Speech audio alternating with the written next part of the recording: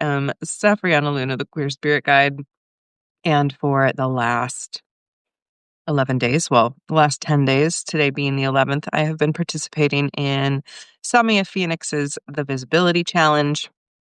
And I have been going live here on Substack each of those 11 days to be visible, to experiment with what it's like to be on this platform going live routinely and uh, just experiment, explore, experience what it is to be visible in this way at this point in time. Throughout this entire visibility challenge, I have really been honed in on the recognition that I am terrified in so many ways to put myself out there and sell and share my offers. And as I come down to the end of the challenge today, I just wanted to kind of reflect on that more, what has bloomed for me under the surface throughout this process, what I've been able to recognize. And I really have been sitting with my feeling about sales and my feelings about making money and my feelings about how other people make sales and make money. And I've actually been participating not only in the visibility challenge, but I've been doing this boot camp for building group offers. And that coach, of course, has been selling because the boot camp was like a free event. And so it's an upsell for another event. And so I've been watching how she does sales. And I've been remembering, going back in time and thinking about some of the different coaches and various, I mean, honestly, it's mostly coaches, business coaches, financial coaches, marketing coaches, and consultants that I've had such bad sales experiences with. And I think that that is really what had put up a block because I had entered sort of the coaching-esque world. There was a block of like, oh, I don't want to do what those people did to me, right? Just like really gross feelings.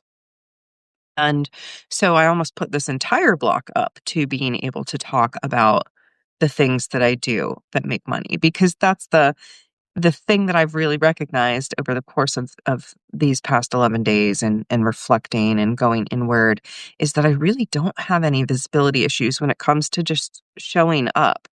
I no longer freak out when I stumble my words live or when I realize I'm chattering in my high-paced New Yorker speech where I just talk it 100 words a second, right? Just rattling off.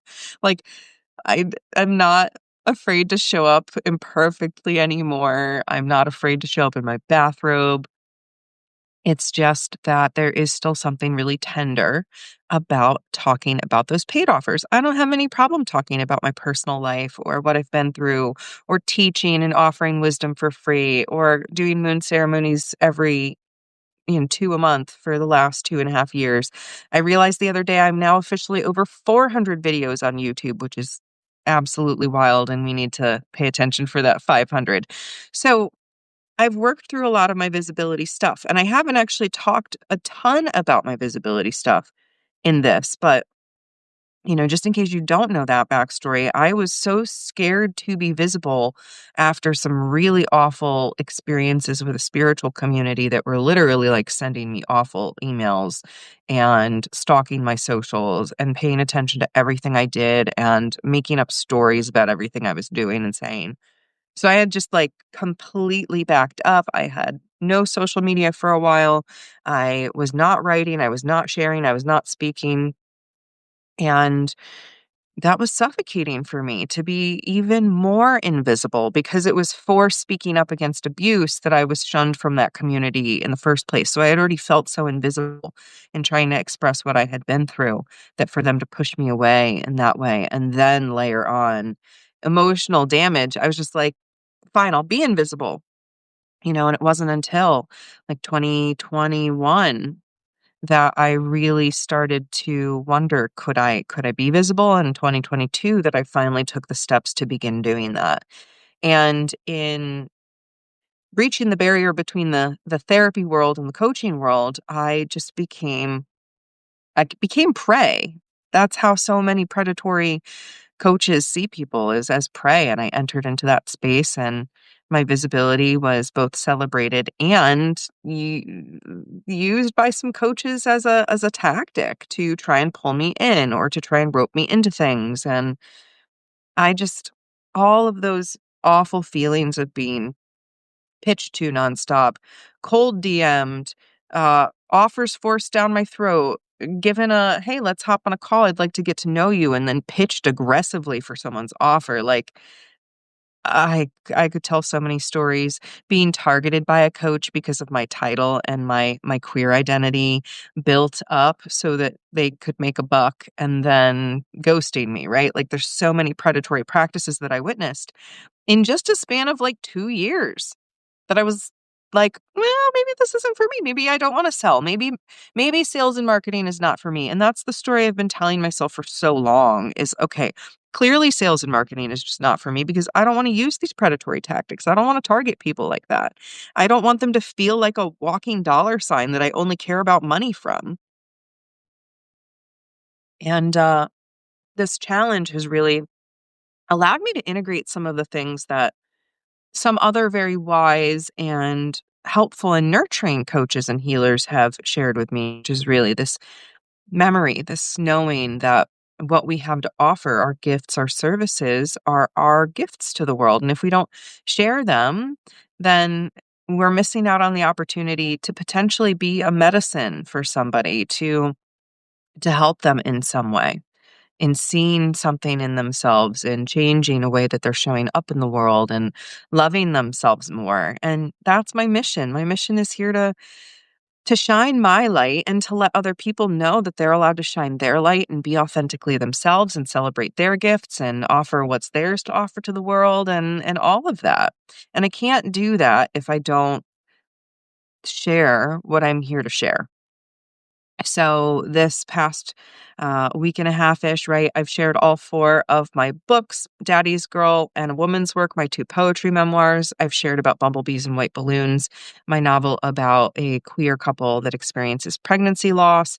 I have shared about The Wind Sings Sorrow, my first novel as A.J. Eastwood, my pen name, and the first in my science fiction fantasy universe, the Terran's Chosen series. We've talked about my reawakening rituals, which are an entry point to one on one with me, where people get all my skills, all my magic in a concentrated 90-minute one on one, completely custom session. We've talked about the butterfly method, which is a self paced 4-ish week recommended course where you dive into any shadow area in your life and you unpack it using the butterfly method framework to dive deep and do some self healing. I've talked about Seasons of Soul, my 4-month one on one high touch, high intensity program where we dive in and unpack your blueprint and get you unstuck in your patterns. And I've talked about Seasonal Shenanigans, my collaborative rituals with my friend Dr. Melissa Bird, 8 Wheel of the Year rituals throughout the year. If you want any information on any of those, you can, of course, go back and watch their appropriate video or read the transcript. You can go to my website, safrianna.com. There's all kinds of opportunities to look and dig in a little deeper in case you're interested in anything. And of course, you can schedule a 15-minute call with me. Absolutely. I will never pressure someone into a sale. I encourage people to sit with it unless they're a sacral responder or a splenic responder and they're getting a big like intuitive yes or a sacral yes.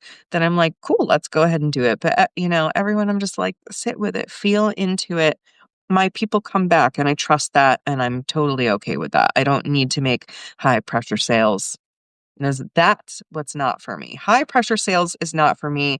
And what I am discovering is just simply sharing with you what I'm doing and what I have to offer is the way that I like to market and share. And if you feel the call, if you feel the pull, you reach out because I will be here to support. And, I hope that this journey, this visibility challenge journey has really just helped anyone that's been along for the ride to witness like what it's like to be visible and to show up imperfectly and just do the thing and shine the light. And, it's been a fascinating 11 days. just witnessing responses to different things, witnessing what didn't get responses, witnessing where there was deep resonance, where there were people reaching out, where there were people who were excited about what I had to share. We've got a couple more people joining up in seasonal shenanigans, and I'm really excited about that because the cohort is shaping up to be lovely. And yeah, I hope it just helps you see you can do this thing too if this is your thing to do, if it's your thing to speak live, if it's your thing to write books, if it's your thing to create courses or build your own business or literally just show up and talk about something that you're passionate about in the world. This doesn't have to be about your career or your vocation or your business, right? Visibility can be about activism and justice and making the world a better place. And for me, it's a little bit of both. And it's also about storytelling and poetry and all kinds of things. So I'm going to pull one last card for our visibility challenge here. And this card, I'm just going to ask, like, this is for anyone who has maybe been on the fence about reaching out. Maybe you've been lurking for a while, and I see you. I've been lurking in all kinds of places in my life, and then we make the emergence when we're ready. So, this is for you. If you have been on the fence about reaching out, you feel the call to work with me in some capacity, but you're not sure how. Crystal Skull Wisdom, clarity, divine healing, and high vibrational energy. So get that clarity. If you're on the fence, reach out. Let's talk. Let's actually talk and break down what things look like and how this can be, right? Because I bet if you're uncertain, again, you're not sure how this can be. So let's get some clarity. Let's get some divine healing in there. And know that as you step into saying yes to yourself, if you have that heart and soul calling to something, whether it's to talk to me, whether it's to buy that self-help book that you've been looking at that you really feel like, oh, it's got something deep for you, whether it's hiring another service provider, whether it is writing that project or creating that project you've been looking to. High vibrational energy comes with us following those yeses, those calls to something higher and greater. So if that's reaching out to me, please do. But whatever your heart is calling you to, whatever you're getting a big yes around, this is there as wisdom to help you heal and to step into more high vibrational energy. Not that we're ever in high vibrational energy 24/7. If you know me, you know I am not about this ascension bullshit. I am not about transcending our human perceived limitations and actual limitations. I'm about being here, embodied and being human.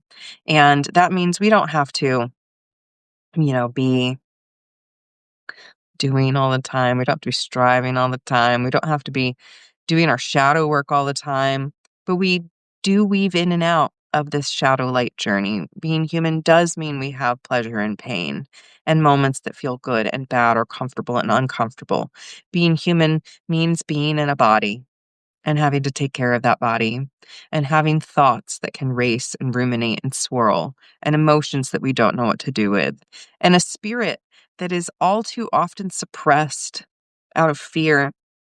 So we have a lot of work to do about being human that has nothing to do with transcending this human experience, but rather rooting in and really growing in our understanding of what it means to be here, embodied and alive as human beings in this place and time in our collective. So, my friends, this is the last day of the visibility challenge. What I want to leave you with and ask you for is feedback. What do you want me to talk about live? Right now, I go live for the Monday morning vibe check every Monday. I do the moon ceremonies, new moon and full moon, every month on YouTube live. I usually have some form of live podcast, live show, live workshop, masterclass, etc., every month to 3 months. So I'm routinely live and routinely talking. But what do you want and need from me? What is something that you'd love to see Safrianna talk about or something that you'd like incorporated into the lives? I would like to be able to respond and feel my own sacral, yeah, ooh, yeah, or no, that's not for me, based off of what you all are looking for, right? I'm going to be me. I'm not going to talk about anything that's not mine to talk about, but I'm really excited to talk about a lot of things, and I love sharing. I love teaching. I love telling stories. I love being here with you all and serving in this way. So, if there's a way I can serve better, please let me know. If there's topics you would love to hear me talk about, record a podcast about, riff live about, etc., leave them in a comment or email me at guide@safrianna.com, and I will be happy to add that to my master list of topics I hope to cover one day. So, until next time, my friends, I'm Safrianna Lughna, the Queer Spirit Guide. This has been the Visibility Challenge with Samia Phoenix, and thank you, Samia, again for the invitation to participate and to just show up and do my thing. And I hope that all of you have gotten something out of this, whether you have caught all 11 days or just one here or there, that something has landed for you in a deeper way. All right, until next time, my friends, I see you, I believe in you, and I'm cheering you on. Bye for now.